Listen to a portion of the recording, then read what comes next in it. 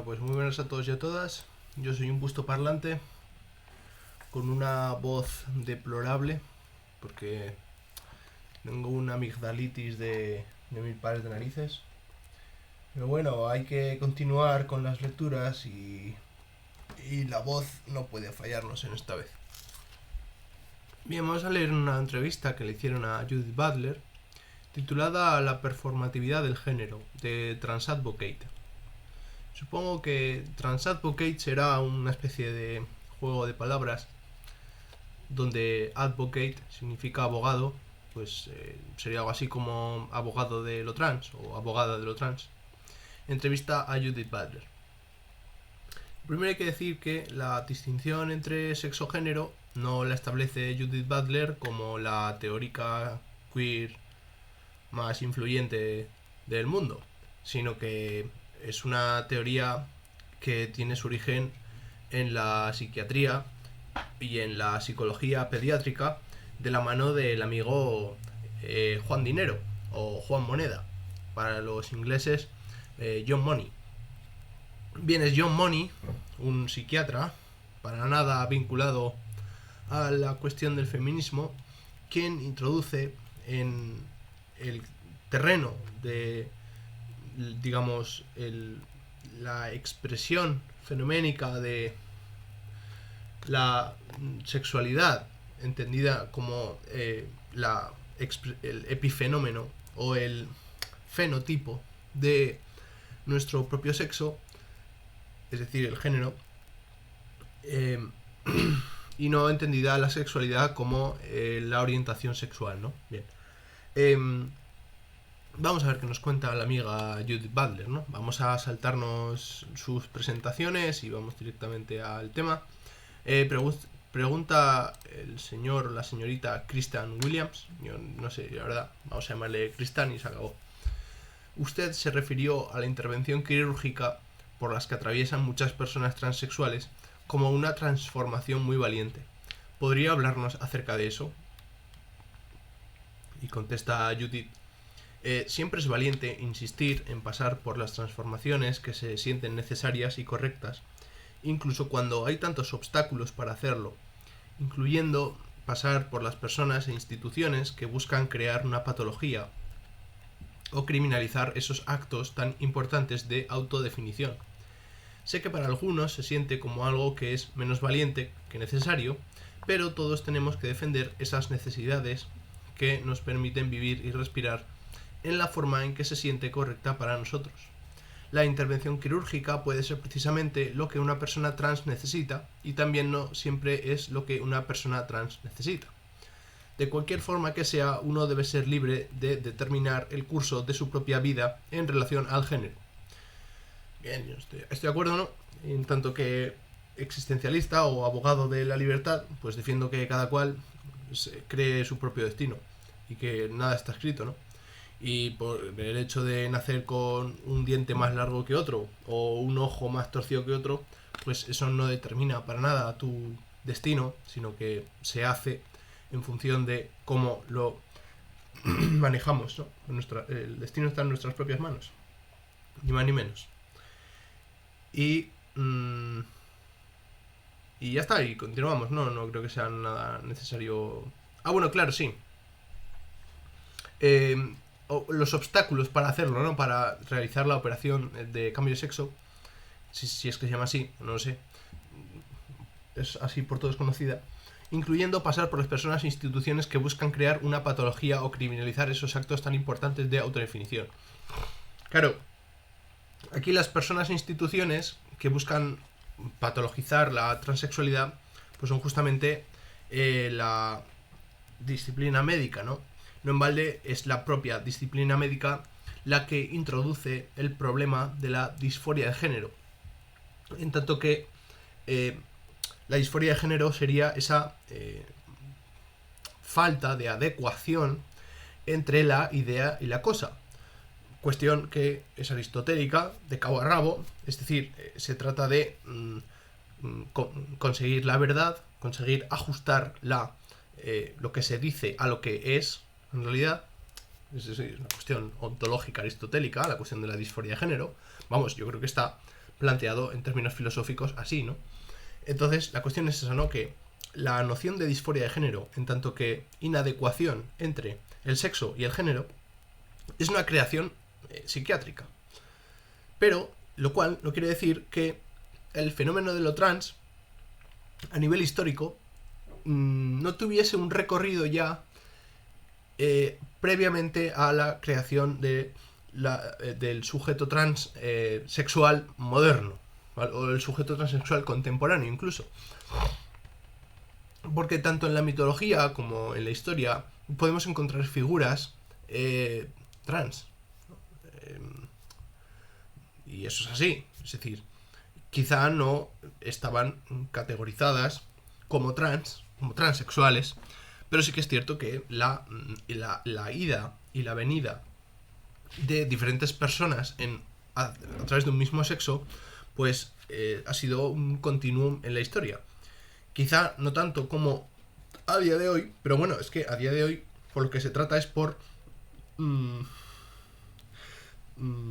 convertir la figura de lo trans como algo moralmente normativo y por lo tanto permitir a más gente incorporarse a tal categoría sin que tengan unas repercusiones negativas o sin que tengan unos perjuicios o unos, digamos, elementos perniciosos a nivel social que les impidan vivir de manera normal, sin abusos y sin acosos en la sociedad, ¿no? Bien, me estoy deteniendo demasiado, yo creo que vamos a ir más rápido porque en realidad si nos ponemos a comentar todo lo que hay, esto se puede ir hasta mañana. Bien, creo que es seguro decir que muchas teóricas del género son controvertidas de una manera u otra. Algunas se han agrupado el trabajo suyo junto con el trabajo de otras teorías del género como Sheila Jeffreys, quien escribió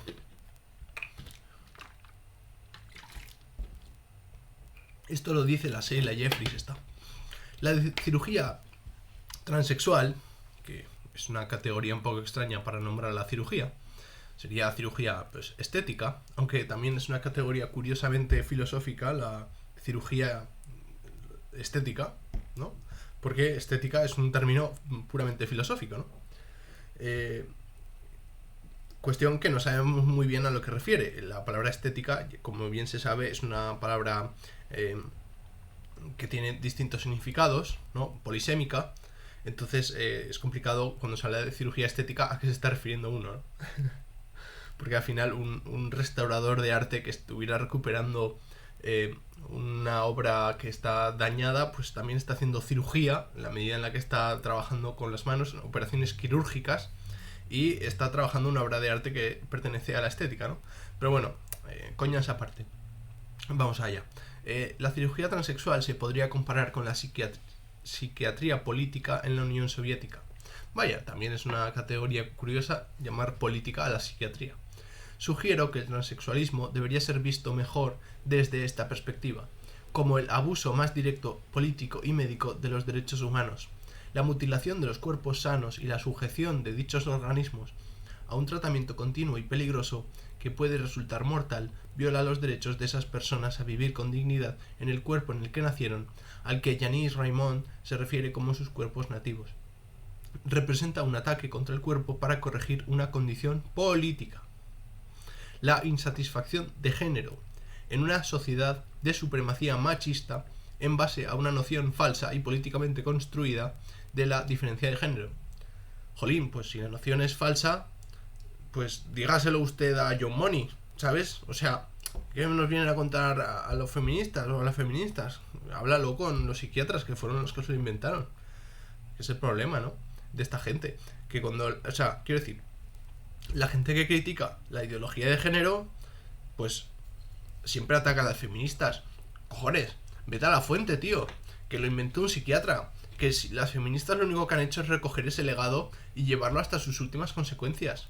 Y trabajar con las categorías científicas que se están moviendo en el campo de las personas que tienen la potestad de llevar a cabo dichas transiciones. Porque las transiciones de género siguen estando sujetas a un marco jurídico, pero que a su vez depende de el marco sanitario, ¿no? Del marco de los psiquiatras en último término. de los endocrinólogos, porque son ellos los que recetan las hormonas. Entonces, pues bueno, pues vayan ustedes a ellos, ¿no? Vayan a los médicos y déjanos en paz a los demás, que los demás somos pacientes. Los demás, no, me incluyo, ¿no? Pero quiero decir, que se entiende, ¿no? ¿Por dónde vamos? Les está atacando en realidad al paciente, cuando en realidad la culpa la tendrá pues aquel que determina que es una enfermedad y que no, ¿no? Porque al final la disforia de género se la inventan los psiquiatras. Es a lo que voy yo, ¿no? Bien. En fin. La literatura reciente sobre la transexualidad en la comunidad lesbiana dibuja las conexiones con las prácticas del sadomasoquismo. Esto que no saben, esto es un pegote aquí para quedar mal, pero bueno. ¿Puede hablar acerca de la forma en que sus opiniones podrían diferir de estas que hemos citado? Nunca he estado de acuerdo con Sheila Jeffries ni con Janice Raymond, y durante muchos años he estado más bien del lado contrastante en los debates feministas. Ella se designa a sí misma para ocupar el cargo de juez y se ofrece a ser una especie de policía feminista de las vidas y las opciones de las personas trans. Me opongo a este tipo de prescriptivismo, que a mí me parece aspira a convertirse en una especie de tiranía feminista. Si ella hace uso de la construcción social como una teoría para apoyar su punto de vista, entonces está malinterpretando de muy mala manera los términos de la misma. Espera, a ver si está grabando. Efectivamente.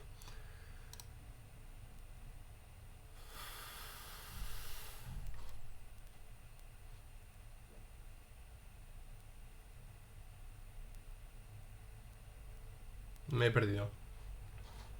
Si ella hace uso de la construcción social como una teoría para apoyar su punto de vista, entonces está malinterpretando de muy mala manera los términos de la misma, ¿vale? En su opinión, una persona trans es construida por el discurso médico y por lo tanto es la víctima de una construcción social. Ciertamente, de algún modo así es. Pero esta idea de los constructos sociales no reconoce que todos nosotros como cuerpos estamos en la posición activa de encontrar la manera de vivir y en contra de las construcciones o normas que contribuyen a formarnos. Claro, yo también estoy de acuerdo. Es decir, nosotros estamos determinados por unos discursos institucionales que nos dicen tú eres profesor, tú eres alumno, tú eres director, tú eres padre, tú eres madre. Sí, bien, lo que usted quiera, señor discurso hegemónico, pero yo soy libre. Y en tanto libre, yo no me defino por pertenecer a X o a Y grupo social o clase social o lo que sea, sino que justamente el hecho de ser libres lo que nos permite es saltar, o cierta movilidad, o cierta capacidad de distanciamiento con la posición social en la que estamos actuando. La capacidad de ser libre nos permite vernos en tercera persona, es decir, interpretar la vida como un teatro y sabernos actores de nuestro propio juego. ¿De acuerdo? Yo creo que va un poco por ahí. Cosa con la que estoy de acuerdo, obviamente, ¿no? Porque yo afirmo la libertad del hombre. Y de la mujer. Y de los animales ya no tanto. La verdad, eso ya sería un debate aparte. Pero bueno, vamos a lo que vamos. Aunque sea de manera idealista, a mí que me llamen idealista, pero yo defiendo la libertad del hombre. Para mí, Santas Pascuas. Me da igual. Se ponga como se ponga. Yo por principio. Vamos, si quieren negar la mayor y llamarme idealista, pues bienvenidos sean. Si a mí ya estoy curado de espanto. Nos formamos dentro de vocabularios que no elegimos, ¿vale? ¿Estamos de acuerdo? Los discursos hegemónicos, ¿no? Y a veces tenemos que rechazar esos vocabularios o desarrollar activamente unos nuevos. Por ejemplo, la asignación de género es una construcción y sin embargo muchas personas genderqueer y trans rechazan en parte o en su totalidad estas asignaciones. Esta negativa abre el camino para una forma más radical de autodeterminación, una que sucede en solidaridad con otros que están pasando por una lucha similar. El problema de este punto de vista de la construcción social es que sugiere que lo que las personas trans sienten acerca de lo que su género es y lo que debería ser es en sí mismo construido y por lo tanto no es real. Y entonces viene la policía feminista a exponer la construcción y disputar el sentido de la realidad vívida de una persona trans. Me opongo absolutamente a este uso de la construcción social y considero una aplicación falsa, engañosa y opresiva de la teoría. Joder, me estoy dejando la voz, Dios mío, esto es un infierno. Bien, Christian dice, recientemente Gloria Steinem escribió, así que ahora quiero ser inequívoca en mis palabras, yo creo que las personas trans incluidas, las que han hecho la transición, están viviendo vidas auténticas y reales. Estas vidas deberían ser celebradas, no cuestionadas. Sus decisiones acerca de su propio cuidado y su salud deberían ser de ellas, y solo a ellas les corresponde decidir. Y lo que escribí hace décadas no refleja lo que sabemos hoy día, a medida que nos vamos alejando de solo tener dos casillas binarias para masculino y femenino. Y comenzamos a vivir a lo largo de la totalidad de continuo humano de la identidad y la expresión. ¿Podría comentar sobre la declaración de Steinem? Estoy completamente de acuerdo en que nada es más importante para las personas trans que tener acceso a una excelente atención de salud en entornos transafirmativos, tener la libertad legal e institucional para alcanzar a tener sus propias vidas tal y como ellas los deseen, y ver que su libertad y su deseo es afirmado por el resto del mundo. Esto ocurrirá solo cuando se supere la transfobia en el ámbito de las actitudes y los prejuicios individuales y en las grandes instituciones de la educación, el derecho a la atención de salud y el parentesco. Efectivamente. Yo creo que al final el discurso de lo trans, desde las personas cis, debería ser un discurso sobre la transfobia. Me explico.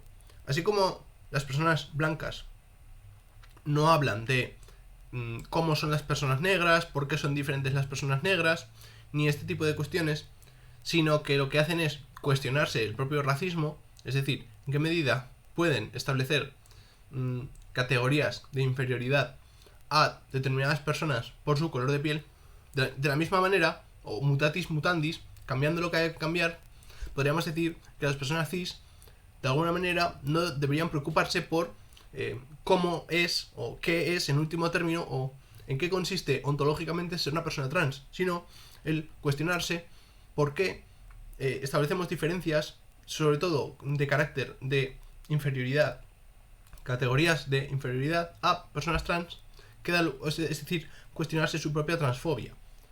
En resumen, que el debate de lo cis con respecto a lo trans no debería girar en torno a la persona trans, sino sobre el discurso transfobo que de algún modo permanece intacto o permanece de manera subterfugia dentro del discurso hegemónico del trato con lo trans, ¿no? Podríamos decir. Bien, ¿qué cree que es lo que más tergiversa la gente acerca de sus teorías y por qué? No leo mucho de esos escritos, así que no lo puedo decir. Sé que algunas personas creen que yo veo el género como una elección en lugar de como un sentido esencial y firmemente fijado de quién es uno. Ese en realidad no es mi punto de vista. No importa si uno siente que su propia realidad de género y sexo está firmemente fijada o no tanto. Cada persona debe tener el derecho de determinar los términos legales y lingüísticos de sus vividas en sus cuerpos. Así que ya sea que uno quiera ser libre para vivir en un sentido del sexo como algo cableado y fijo, o un sentido más bien fluido del género, eso no importa tanto como el derecho a ser libre para vivirlo abiertamente, sin discriminación, ni acoso, ni perjuicio, ni patologización, ni o criminalización, y con total apoyo institucional y de parte de la comunidad. Eso es lo más importante en mi opinión. Claro, yo en realidad yo siento tantas afinidades por el feminismo queer porque pone a jugar, por decirlo así rápidamente, una serie de cuestiones que en filosofía son muy potentes y la manera que tiene de ligarlas es también muy interesante. Hablo concretamente de la distinción entre el fenómeno y la cosa, ¿no? La cosa en sí, podríamos decir, ¿no? El género como la expresión y el sexo como lo que está ahí por debajo, de algún modo, como la realidad objetiva, dura, que no se puede acceder a ella. También la cuestión del lenguaje, o sea, claro, términos legales y lingüísticos, la cuestión del lenguaje y la cuestión de la filosofía política, ¿no? De cómo el lenguaje construye vida, que a través del lenguaje hacemos cosas, pero también que es importante tener una cierta filosofía política para reivindicar a través del Estado o preguntarse acerca del Estado o por qué el Estado nos ayuda a convertirnos en ciudadanos y qué repercusiones tiene eso en las propias vidas humanas, etcétera, etcétera, ¿no? Después, por su énfasis en el cuerpo, obviamente por su reivindicación de la postura de la libertad, del derecho a ser libre y vivirlo abiertamente, sin discriminación, ¿no? Es decir, teniendo una serie de pautas éticas para ser libre. Es decir, que en el feminismo queer realmente se está poniendo en práctica, incluso la sexualidad, obviamente, o sea, el tema de la sexualidad es central, pero es que en filosofía se ve muy bien, ¿no? De si metes el tema de la sexualidad o no. El primero que lo hizo fue Freud, y desde entonces muchos han decidido pasarlo de largo y no tratarlo. Bueno, por omisión también conocemos a las personas, ¿no? Si no se evalúa, si no se tiene una teoría, una opinión o una cierta aproximación a determinadas corrientes con respecto a la sexualidad, ya sabemos de qué palo se va, ¿vale?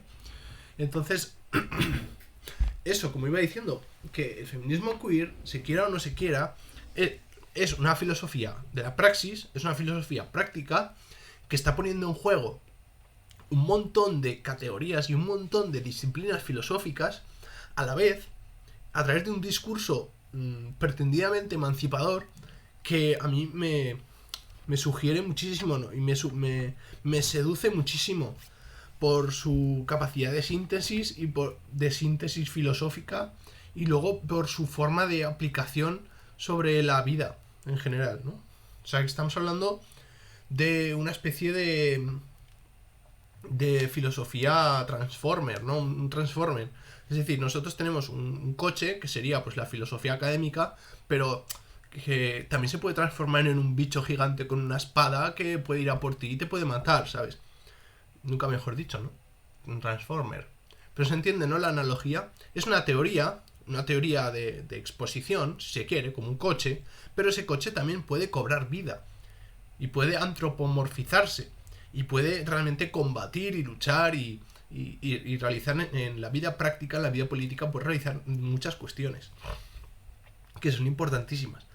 Y a mí, ya os digo, yo es que tampoco me considero un filósofo queer, simplemente me parece que su discurso es una manera de engarzar y de poner en práctica una filosofía de vida pues bastante legítima, y la verdad es que con bastante éxito, porque no en balde han calado las instituciones políticas y a día de hoy pues se habla del tema, y no es una cosa baladí o no es una cosa residual, sino que está en boca de todos, ¿no? Y al final todo el mundo se define por su posición con respecto a lo trans, ¿no? En realidad. Y son las que marcan la frontera entre una cosa y otra. Bueno, sigo. ¿Cree que los seres humanos tienen una experiencia innata y subjetiva de tener un cuerpo? Si es así, ¿parte de esa experiencia incluiría también el tener un cuerpo con características sexuales primarias? Perdonad, es que estoy reventado. Dice Butler: la mayor parte de lo que la gente dice acerca de estos asuntos es bastante especulativo. Sé que algunas de las experiencias subjetivas del sexo son muy firmes y fundamentales, incluso inmutables, pero pueden ser tan firmes e inmutables que las llamamos innatas. Pero teniendo en cuenta que reportamos esa sensación de sí mismos dentro de un mundo social, un mundo en el que tratamos de utilizar el lenguaje para expresar lo que sentimos, no está claro qué tipo de lenguaje puede hacerlo de forma más efectiva. Entiendo que innato es una palabra que expresa el sentido de algo cableado y constitutivo. Supongo que yo me inclinaría a preguntarme si otros vocabularios pueden hacer el trabajo igual de bien. Nunca me gustó la afirmación de la inferioridad innata de las mujeres o los negros, y comprendí que cuando la gente intentaba hablar de esa manera estaban tratando de arreglar una realidad social, convirtiéndola en una necesidad natural. Y sin embargo, a veces necesitamos de un lenguaje que haga referencia a una dimensión básica, fundamental, permanente y necesaria de lo que somos, y el sentido de estar en un cuerpo sexuado puede ser precisamente eso. ¿Veis? Esto también es muy interesante, ¿no? De cómo los discursos sociales, cuando se pretenden verdaderos, digamos que se naturalizan, ¿vale? El ejemplo más sencillo es el siguiente. por qué el pan se llama pan, ¿no? O por qué el significante pan se ajusta tan bien a la realidad llamada pan, ¿no? Es decir, ¿por qué parece que el pan siempre se llamará pan, ¿no?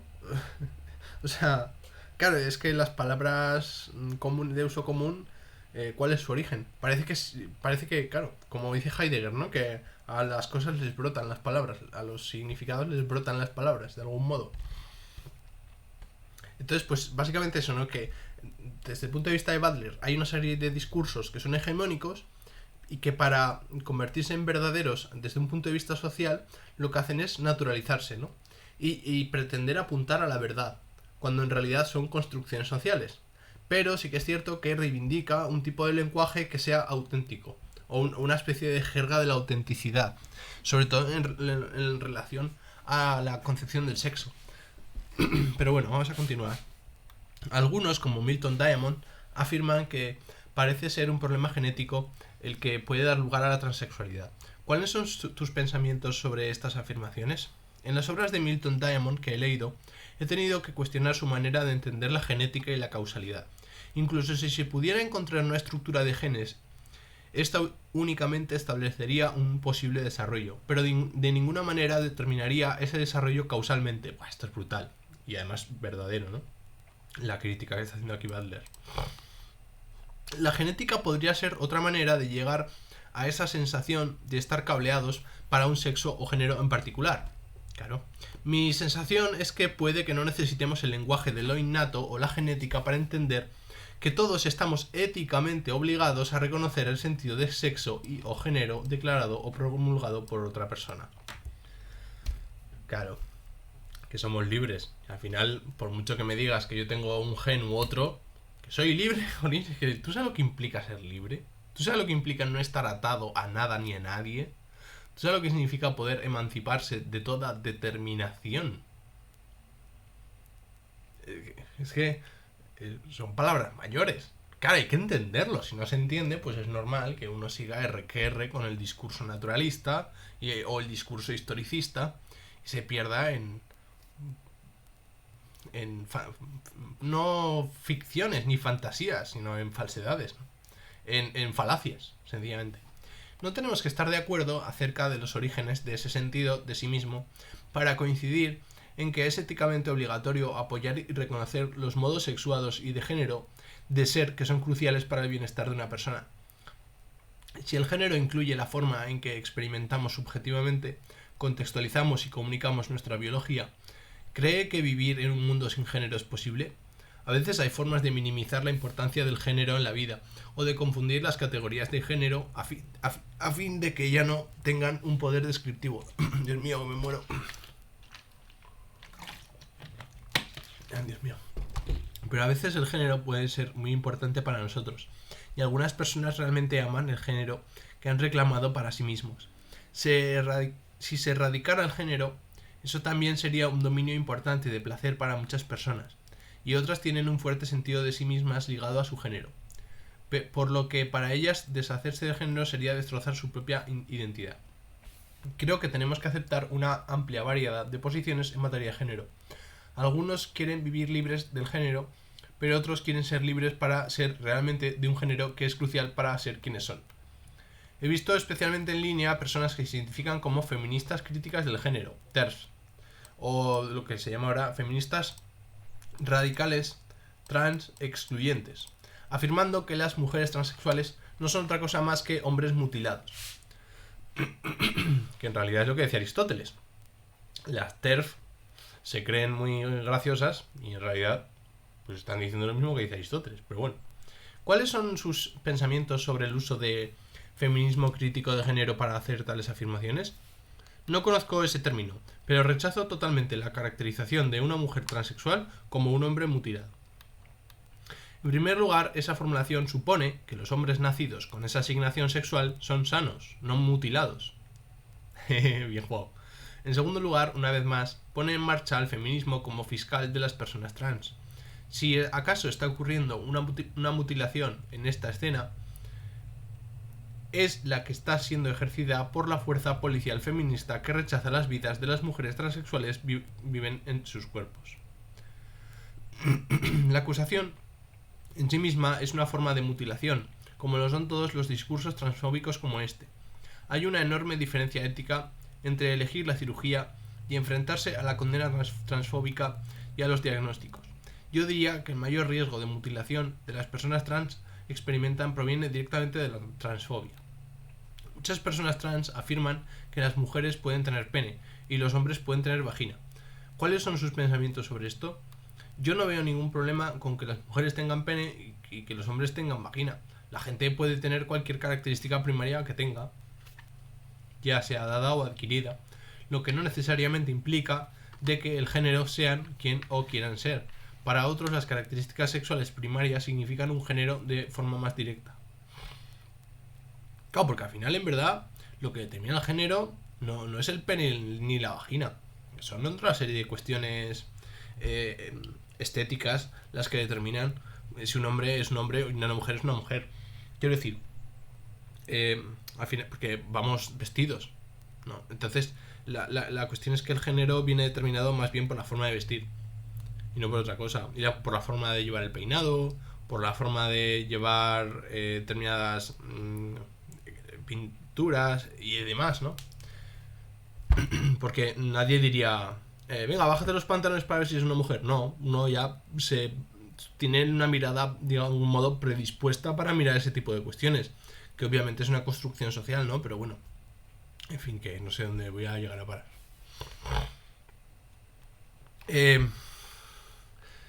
Kristen cita a Julie Burchill, feminista inglesa, que critica a las personas trans. La interseccionalidad, que consiste en la lucha contra el poder desde diversos puntos de vista. Por ejemplo, interseccional sería una lucha que mezclara la lucha contra el racismo, pero también la lucha contra la pobreza y también la lucha contra el mal uso del medio ambiente o lo que sea, ¿no? Una lucha interseccional es una lucha que engloba múltiples categorías de conflicto, vamos a decir así.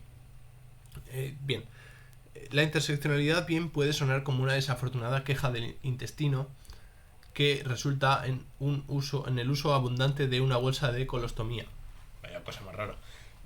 Y de hecho contiene una gran cantidad de excrementos. La Wikipedia la define como el estudio de las intersecciones entre los diferentes grupos o grupos de minorías marginadas, específicamente el estudio de las interacciones entre múltiples sistemas de opresión o discriminación. Bueno, sí, lo que os he comentado, ¿no? Lo que la hace parecer más bien como madura y digna. En realidad se trata de hacer un manifiesto de las personas más repugnantes, de las partes más repugnantes de Mean Girls. Chicas pesadas, bueno. Chicas malas, ¿no? No sé cómo se tradujo. En el que a las feministas, en especial a las no blancas, se les anima a pasar por alto la tarea obvia de enfrentar el poder del patriarcado en favor de quedarse quejándose del privilegio que se percibe tienen las mujeres blancas en términos de la textura del cabello y la forma del cuerpo. ¿Cuánto nos queda? Nos queda muchísimo aún, ¿eh? ¿Y si lo dejamos y continuamos el próximo día? ¿O si lo dejamos y ya se lo leerán cuando puedan? Les puedo poner cuál es la fuente y acaban de leérselo ustedes, ¿no? A ver. Sí, esta es la... Este es el título de la entrevista, lo que pasa es que lo tengo traducido, de Kristen Williams, del 1 de mayo de 2014. Vale, y el título de la entrevista es este. Se lo acaban de leer ustedes, es que me duele muchísimo la garganta y no me apetece seguir leyendo. Así que nada, espero que os haya gustado y nos vemos en un próximo vídeo. Y espero que ya no tenga la garganta como un saco esparto. Venga, un saludo y hasta luego.